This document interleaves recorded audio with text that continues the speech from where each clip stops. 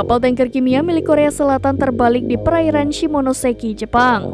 Kapal yang membawa 11 awak kapal tersebut, 8 ABK diantaranya merupakan warga negara Indonesia. Kementerian Luar Negeri mengonfirmasi adanya korban meninggal dari WNI. Direktur Perlindungan WNI dan BHI Kementerian Luar Negeri, Juda Nugraha pada Kamis 28 Maret mengatakan sebanyak 6 WNI dinyatakan meninggal dunia. Japan Coast Guard memulai proses pengiriman jenazah dari Fukuoka menuju Tokyo kemarin. Setibanya di Tokyo, KBRI melakukan pemulasaraan jenazah dan penerbitan dokumen administrasi untuk jenazah. Sementara satu orang selamat diidentifikasi sebagai Rian Yudatama. Korban selamat sempat dirawat di rumah sakit setempat, kemudian diinapkan di sebuah hotel. Rencananya satu ABK selamat itu akan diproyeksikan pulang ke Indonesia pada 1 atau 2 April 2024. Di sisi lain, otoritas setempat masih mencari satu ABK atas nama Asep Saipuddin Juhri. Sebagai informasi, insiden terbaliknya kapal pembawaan bahan-bahan kimia berbendera Korsel Kuyongsan ini terjadi pada Rabu 20 Maret.